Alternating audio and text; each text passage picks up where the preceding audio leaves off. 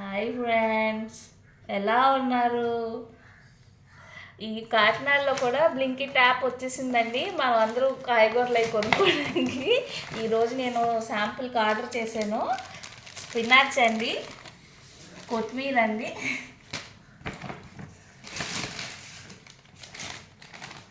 పెరుగు ప్యాకెట్స్ అండి, Lay's,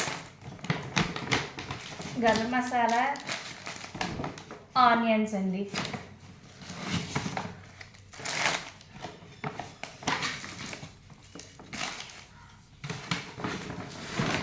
and ఇది చాలా సులువుగా ఉంటుందండి. పెద్దవాళ్ళ కాళ్ళకి వాళ్ళు షాపులకి వెళ్ళక్కర్లేదు.